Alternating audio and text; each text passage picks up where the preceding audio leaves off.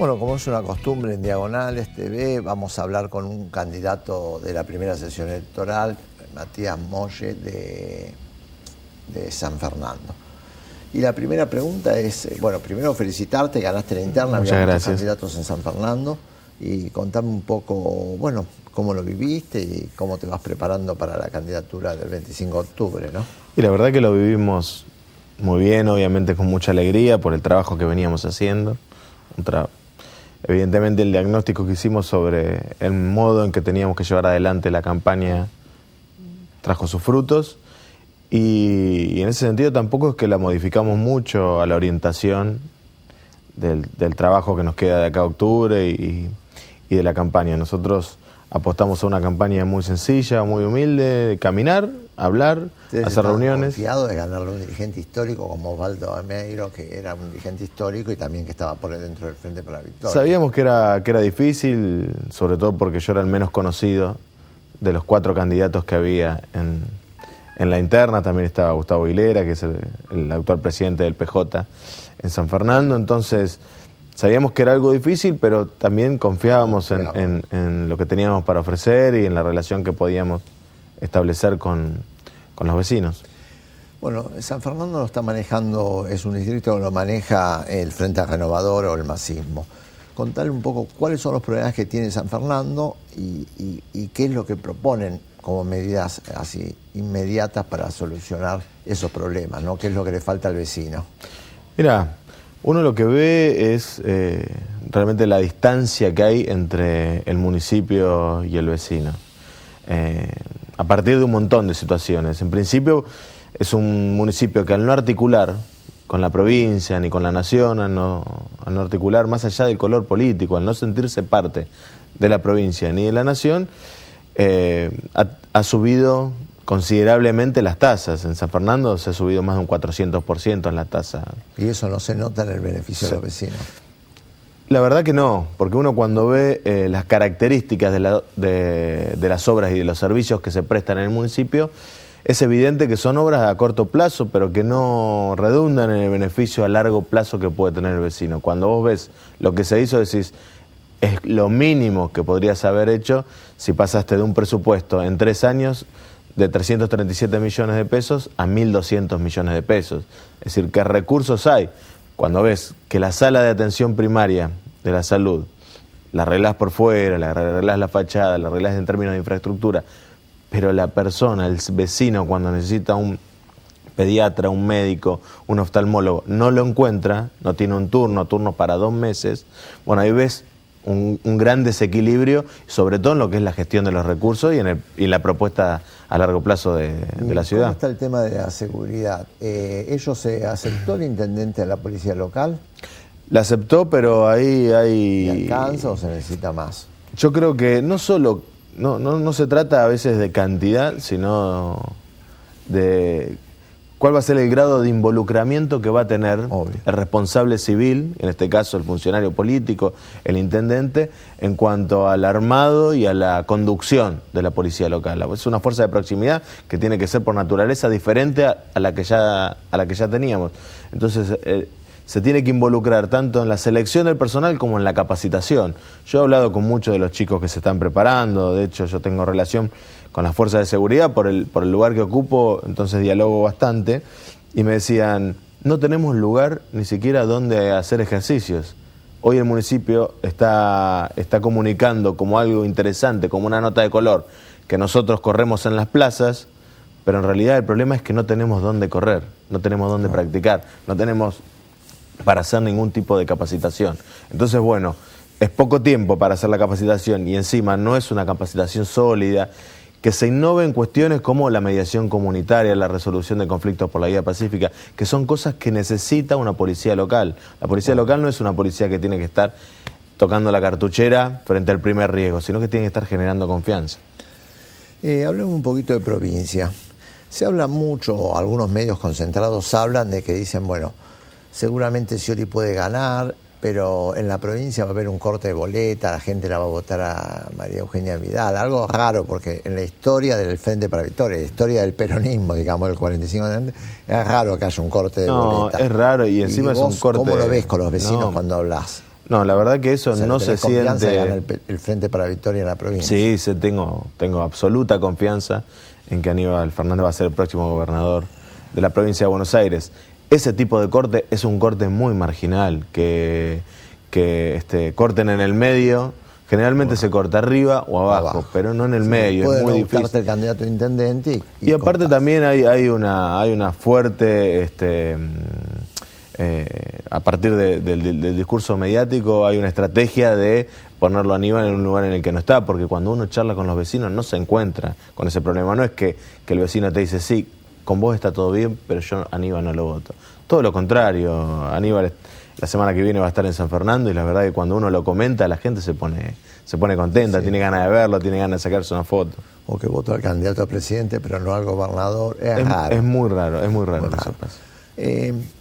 Vos sos joven, integrás la Cámpora, que es un movimiento de jóvenes, y en esta semana la presidenta mandó una serie de leyes a favor de la promoción de los jóvenes, de incorporar la parte del aumento para progresar, una especie de nueva secretaría para las juventudes y eso. Contamos un poco qué te pareció y lo que significa para el rol de los jóvenes en estos últimos años que ha militado, que no solamente la Cámpora, puede ser de Levita como puede ser de los radicales o del PRO, ¿no? Es un tema de importancia de que los jóvenes participen. Claro, ¿no? Incluso más allá de decir, bueno, para los jóvenes, uno debería decir, bueno, es para el futuro.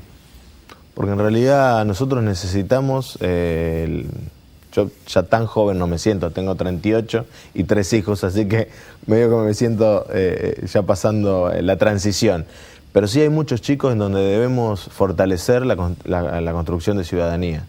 Desde muchos lugares, de la cultura, desde el deporte, de la educación, desde el acceso al mercado laboral. Entonces hay que pensar estrategias concretas, porque si nosotros... Y eso en San Fernando lo vemos mucho. Si el Estado le da la espalda a esos chicos, es muy difícil que esos chicos el día de mañana puedan ocupar los lugares necesarios para llevar adelante una ciudad, un gobierno provincial o un gobierno nacional. Entonces es fundamental pensarlo hasta estratégicamente. Bueno, ¿qué vamos a hacer desde nuestro lado, desde la política, desde lo institucional, para tener un futuro más sólido y con proyectos? Porque eso también es otra cosa que pasa. Cuando el chico no tiene proyectos de vida, no piensa de manera escalonada y no piensa en términos de objetivos. Nosotros tenemos que pensar en esos términos. Sí, incluso el Progresar, que es un programa para los 18 y 20 y pico de años, que le permite volver a estudiar, y eso muchas veces chicos muy jóvenes, que la chica queda embarazada. Totalmente. Y eso tienen que dejar de trabajar. El programa Fines. Que les permite estudiar de noche, poderse recibir y ir pensando en la importancia de tener un título, no por el título en sí, sino que te permite nuevos campos para la profesión. Hoy en día cada vez los trabajos son más complicados. Son más complicados, se necesitan más requisitos porque siempre el mercado laboral tiende a achicarse, entonces la cantidad de demanda de trabajo se vuelve más grande. Entonces siempre uno tiene que estar brindando herramientas. Hace poquito estuvimos con el ministro Tomada en San Fernando entregando certificado de estudio en una escuela de San Fernando a través de un convenio con Esmata y con pasteleros de cursos en electromecánica y en todo lo que tiene que ver con maestro pisero y demás, para brindarle herramientas a los chicos para que puedan ir a competir a un mercado que, como te decía, tiende siempre a achicarse, no solo en Argentina, en todo el mundo. En todo el mundo. Sigamos con la Cámpora. La Cámpora presentó esta vez muchos candidatos, en algunos lugares ganó, en otros perdió, en otros se integró a las listas, le fue muy bien en San Vicente, en Moreno, en San Fernando, en otros salió segundo. De alguna manera se rompió ese mito que decían que solamente la Cámpora estaba como para ir a aplaudir a Cristina y que no se incorporaba a la política concreta de todos los días, que es gobernar un municipio, ser concejal o pelear una gobernación, lo que sea, ¿no? Es que no era más que eso, un mito, y la verdad que no tenía mucha relación con lo que después sucedía en el territorio. Nosotros, como yo siempre digo cuando estoy en una charla, no es que yo sea nuevo, es la primera vez que pongo mi nombre y mi cara en un volante, pero política hace mucho tiempo que venimos haciendo nosotros y que nos venimos preparando. Lo que pasa es que siempre lo hicimos en términos colectivos, siempre nos sentimos parte de proyectos que son mucho más amplios que nosotros, que nos contienen y que formamos parte. pero siempre fuimos militantes de un proyecto. La Cámpora nos encontró en un momento específico. Hay muchos que militábamos antes de que existiera la Cámpora, pero la Cámpora nos encontró a muchos de nosotros en un momento específico del país y de nuestras vidas en particular, y nos acogió y nos permitió la posibilidad de crecer, de desarrollarnos y de brindarnos mucho más, de poner el cuerpo mucho más de lo que quizás lo hacíamos de manera individual. Ya que hablamos de mito y que se deben de 23 eventos del país y en toda la provincia, no solamente en San Fernando, últimamente se está hablando como que la Cámpora no está haciendo demasiado campaña por Scioli. Más allá que esta semana hubo un acto en el Cervantes donde estaba Kicillof, Scioli, no sé, Cabandí, porque era de alguna manera Cámpora milita muy fuerte en la ciudad, en la capital.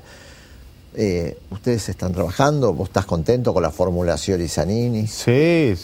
Yo aparte particularmente he trabajado mucho con el gobernador Scioli por mi tarea en el RENAR y porque el gobernador siempre ha sido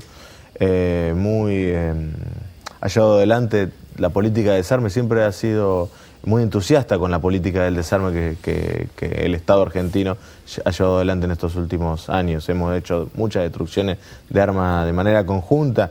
Nosotros, de hecho, bueno, ahora el martes que viene... Contémosle a la gente que además vos sos director de RENAR y que incluso se está trabajando en un proyecto para cambiar la ley. Exactamente. Que tiene que ver con el uso o no de las armas en los civiles. Exactamente. Y el gobernador siempre ha participado de manera muy activa, entonces hay una relación, la verdad, que muy estrecha y de hecho el próximo martes... Estamos este mito también. Sí, desde ya. Este martes va a estar en San Fernando Daniel Scioli y vamos a tener la posibilidad de contar con él para muchas familias de San Fernando y para muchos militantes también.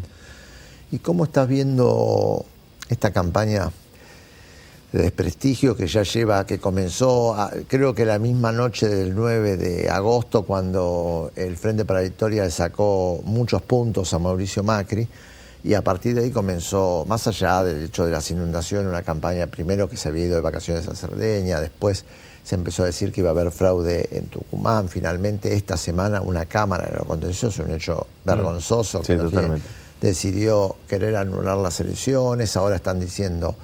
Esta noche vamos a saber el resultado del Chaco, que también hay fraude. Bueno, ¿cómo ves esta campaña de si yo no gano, entonces declaro fraude? Es peligroso para la democracia. Es muy peligroso, es muy irresponsable por parte de la clase política. Yo siempre fui de la idea de que nosotros tenemos que discutir proyectos, no tenemos que discutir personas. Tenemos que discutir proyectos. Después, si vos querés discutir un estilo, vaya y pase. Pero siempre lo más importante son los proyectos. Y lo único que están evadiendo con todo esto, de una manera, vuelvo a decir, muy irresponsable, es discutir de proyectos.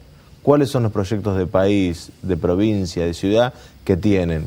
Nosotros somos muy claros y creo que lo hemos hecho durante todos estos años sobre qué proyecto de país, de provincia y de ciudad queremos. Y queremos seguir discutiendo en esos términos, pero siempre quieren imponer la agenda con este tipo de cuestiones. Y a veces cuando no existen los temas tienen que inventarlos. Y cuando los inventan caemos en estas situaciones en donde empezamos a poner en riesgo situaciones que nosotros ya creíamos consolidadas. No podemos tomar a la ligera una elección, y sobre todo cuando hay 11... ¿Por qué no hicieron lo mismo en Santa Fe? Claro, o en Córdoba, pasada. ¿Por qué me parece que la verdad en Santa Fe había boleta única, en Salta hubo boleta electrónica, en Tucumán en la boleta tradicional, o sea que han cuestionado todos los sistemas. Han cuestionado todos y la verdad que me parece... Algo que se ve en toda América Latina, todo con los movimientos populares, son nuevas formas de desprestigiar, pero sin lugar a dudas, aunque los militares por suerte han dejado casi de existir en América Latina, son síntomas peligrosos. Son síntomas peligrosos y lo hacen a través de otras herramientas. Antes quizá la herramienta, el brazo ejecutor de los grupos concentrados eran los ejércitos, los militares, y hoy quizá, como dice nuestra presidenta, el Partido Judicial. Así es. Bueno, Matías, espero que les vaya muy bien en San Fernando. Ha sido un gusto que hayas venido al programa. Seguramente nos encontraremos porque faltan todavía casi 40 días de campaña. Vamos a un corte y ya después nos vamos despidiendo.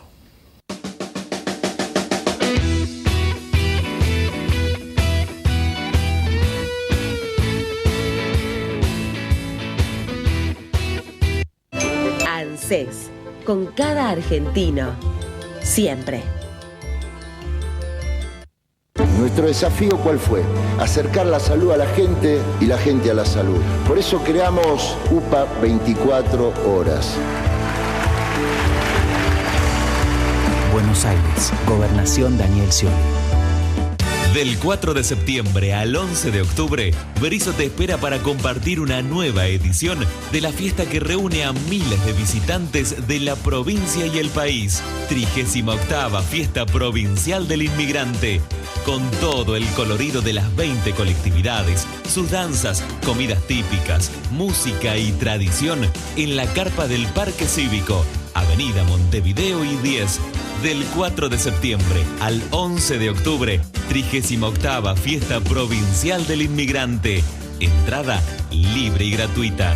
Más información en www.berisso.gov.ar. Organizan Asociación de Entidades Extranjeras, Municipio de Berisso.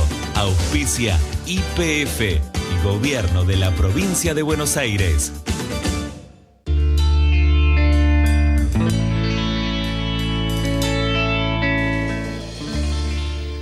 Esta semana se conmemoró un nuevo hecho trágico, que fue la Noche de los Lápices, cuando en el año 76 las Fuerzas Armadas, especialmente a cargo de Ramón Camps, decidieron secuestrar una cantidad de chicos que iban entre los 15 años y los 18 años del colegio secundario de la Ciudad de La Plata, donde estaban reclamando por el boleto estudiantil. Estos chicos fueron secuestrados, la mayoría fueron asesinados, muertos, desaparecidos, algunos sobrevivieron. Y bueno, y todos los años los jóvenes, especialmente de La Plata, salen a las calles a reivindicar el hecho. Este año se suma un hecho muy interesante, que fue que hubo un acto en el Teatro Argentino de La Plata, donde Daniel Scioli promulgó una ley que se había aprobado hace unas semanas atrás, que era en darle el boleto estudiantil gratuito a todos los chicos de la escuela primaria, secundaria y universitaria. Un hecho sin lugar a dudas importante. Esto, Daniel Scioli dijo, no solamente va a estar ahora en la provincia de Buenos Aires, porque es ley en la provincia de Buenos Aires, sino que además, si yo soy presidente, dijo Scioli, vamos a tratar de que el boleto estudiantil y universitario y secundario para todos los estudiantes pueda ser gratuito, que puedan viajar en todos los rincones del país. Bueno, sin lugar a dudas, una medida importante que esperemos que se implemente. Más allá de eso, como siempre, gracias por estar. Nos volveremos a ver dentro de 7 días por la señal de CN23. Y los que nos quieran leer todos los días pueden entrar a diagonales.com, donde están un grupo de periodistas que hacen la web con los temas de actualidad momento a momento. Buenas noches y gracias por estar.